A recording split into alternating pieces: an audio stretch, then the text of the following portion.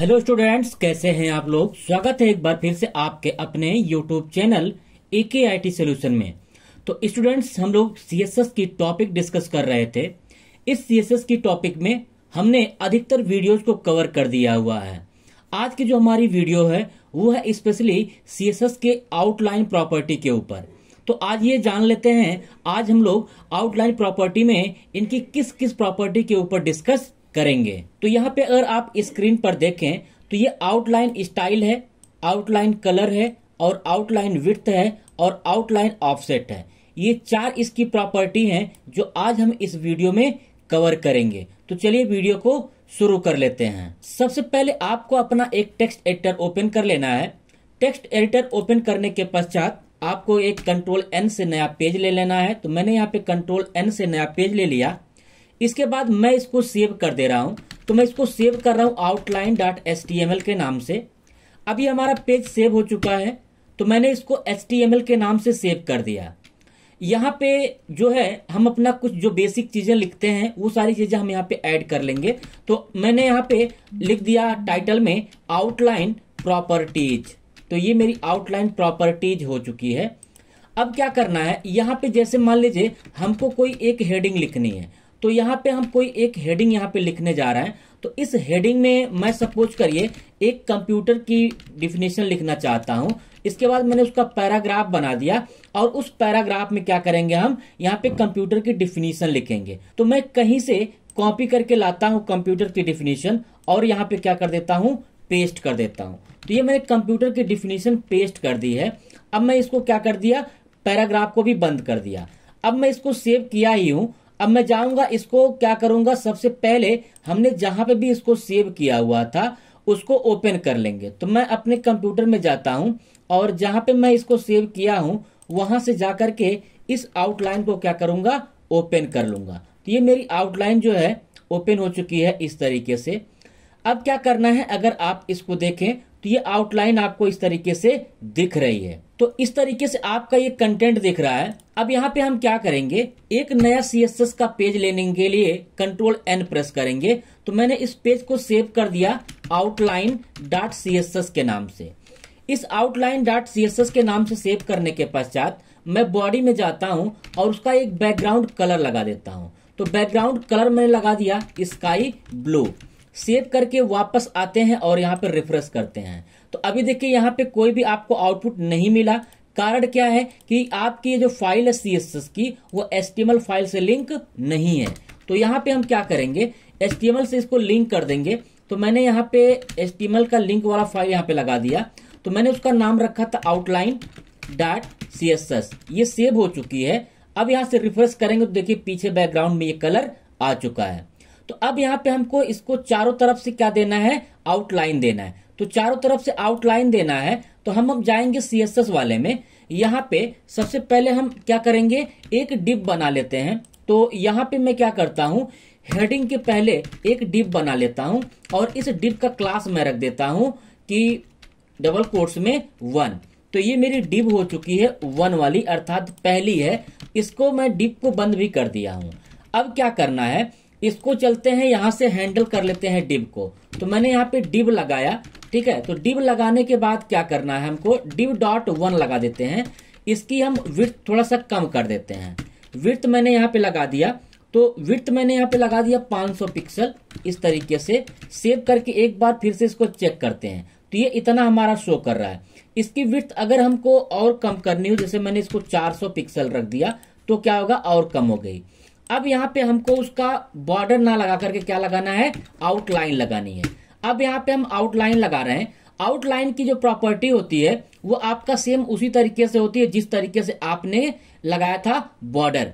तो मैं यहाँ पे अगर आउटलाइन लगा रहा हूं तो आउटलाइन को मैंने 1 पिक्सल दिया हुआ है। 1 पिक्सल देने के बाद अगर मैं यहाँ पे रिफ्रेश करूंगा तो कुछ नहीं आपको दिखेगा।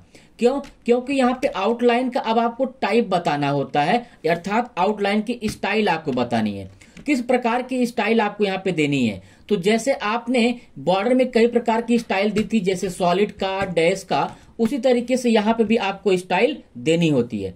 जैसे मैंने यहाँ पे देखिए लगा दिया, तो यहाँ पे देखिए स्टाइल भी आपकी क्या हो चुकी है, आ चुकी है। उसी तरीके से इसका अगला जो आपका प्रॉपर्टी होता है वो होता है आउटलाइन का कलर सेट करना। अब मुझको किस कलर से इसको सेट करना है, यहाँ पे मैं कलर दे दिया और यहाँ से रिफ्रेश किया। जैसे रिफ्रेश करेंगे अब देखिए यहाँ पे आउटलाइन हमको दिख रही है रेड कलर की। अब आउटलाइन को कितना मोटा करना है तो इसके लिए इसकी एक और प्रॉपर्टी होती है आउटलाइन विड्थ। इस आउटलाइन विड्थ के माध्यम से हम इसको क्या कर सकते हैं, मोटा कर सकते हैं। तो मैंने इसको मोटा कर दिया 6 पिक्सल, थोड़ा सा विड्थ हो जाए इसकी। तो जैसे मैंने 6 पिक्सल विड्थ दिया है तो देखिए हमारा आउटलाइन क्या हो चुका है, थोड़ा सा मोटा हो चुका है, उसकी विड्थ बढ़ चुकी है। तो ये तो हो गया हमारा आपका कौन सा कंटेंट, आउटलाइन का। इसमें आगे हमको एक और कंटेंट बताना है। तो इसमें जो अगला कंटेंट होता है वो आउटलाइन ऑफसेट का होता है। तो आउटलाइन ऑफसेट क्या होता है, अगर आप यहाँ पे देखें तो ये जो हमारी आउटलाइन है और हमारा जो कंटेंट लिखा गया है वो पूरा सटा सटा हुआ आ रहा है। तो इसके लिए क्या कर सकते हैं, हम यहाँ पे आउटलाइन ऑफसेट का यूज कर सकते हैं। तो इसी में हम जाएंगे, लगाएंगे आउटलाइन ऑफसेट। इसमें हमको कितना वैल्यू देनी है, अर्थात कितना हमको दूर उसको रखना है कंटेंट को, यहां से हम वैल्यू पास कर देंगे और जाएंगे अपने पेज पे और यहां से रिफ्रेश करेंगे। अब जैसे मैं रिफ्रेश किया तो यहाँ पे देखिए हमारा आउटलाइन क्या हो चुका है, बाहर भग चुका है, अर्थात वो कंटेंट से थोड़ा दूरी बना लिया है। अगर मैं इसको थोड़ा सा और आपको दिखाऊं, चूंकि ये अंदर चला गया है तो इसकी हम मार्जिन सेट कर देते हैं। तो मैंने मार्जिन सेट कर दी है लेफ्ट से। तो मार्जिन, यहाँ पे मार्जिन मैं लेफ्ट कर दे रहा हूं और लेफ्ट मार्जिन करने के बाद इसकी मार्जिन मैंने रख दिया 50 पिक्सल। सेव करते हैं और फिर से यहाँ पे आकर के रिफ्रेश करते हैं। अब देखिए जैसे मैंने इसको किया तो यहाँ पे अब देखिए आपका जो कंटेंट पूरा सटा हुआ आ रहा था उससे क्या हो गया है, दूरी बना लिया है। ठीक है, अगर मैं आपको और इसकी वैल्यू बढ़ा करके दिखाऊं तो इसके लिए क्या करेंगे, तो यहाँ पे फिर से आउटलाइन ऑफसेट को मैं क्या कर रहा हूं, इसको थोड़ा सा बढ़ा रहा हूं। तो मैंने इसको 30 कर दिया है। अब 30 करने के पश्चात क्या होगा, जैसे मैं अभी यहाँ पे रिफ्रेश करूंगा तो ये आउटलाइन अभी आपकी यहाँ पे शो हो रही है, ये आउटलाइन क्या हो जाएगी, थोड़ा सा इधर शिफ्ट हो जाएगी। तो मैं यहाँ पे क्या कर रहा हूं, इसको रिफ्रेश कर रहा हूं। जैसे मैंने रिफ्रेश किया तो देखिए आउटलाइन यहाँ से क्या होगी है, बढ़ चुकी है, अर्थात चारों तरफ से आउटलाइन आपकी यहाँ पे टेक्स्ट से दूरी बना ली है।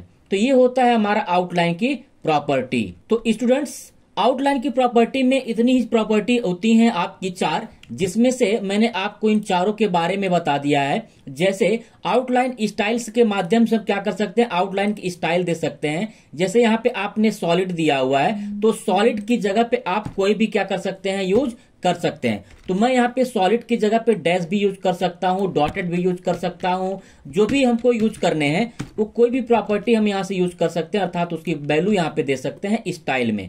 अगर मैं डॉटेड किया हूं और रिफ्रेश करूंगा तो अब देखिए हमारा डॉटेड आ रहा है आउटलाइन। तो यहाँ पे जो भी आपने बॉर्डर में वैल्यू पड़ी हुई थी वो सारी वैल्यू हम लोग आउटलाइन स्टाइल में भी यूज कर लेते हैं। उसी तरीके से आउटलाइन कलर से क्या होता है कि जो आपकी आउटलाइन होती है, अर्थात चारों तरफ के बॉर्डर आते हैं, उस बॉर्डर को कलर आप दे सकते हो यहां से आउटलाइन कलर के माध्यम से। उसी तरीके से नेक्स्ट इसकी अगली जो वैल्यू होती है, प्रॉपर्टी होती है, वो होती है आपकी विड्थ का। यानी आपका जो आउटलाइन आएगा चारों तरफ से वो इसका विड्थ कितना होना चाहिए, अर्थात चौड़ाई उसकी कितनी होनी चाहिए, यहां से हम डिफाइन कर सकते हैं विड्थ से।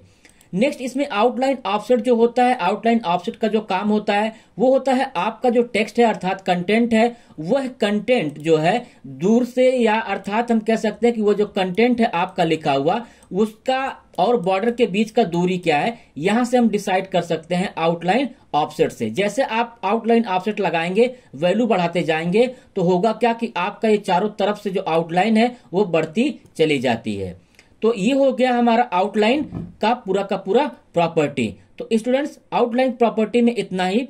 तो अगर आप नए हैं और अभी तक आपने मेरे चैनल को सब्सक्राइब नहीं किया तो चैनल को सब्सक्राइब कर दीजिए और बेल आइकन को प्रेस कर दीजिए। मिलते हैं नेक्स्ट वीडियो में, तब तक के लिए बाय बाय, टेक केयर।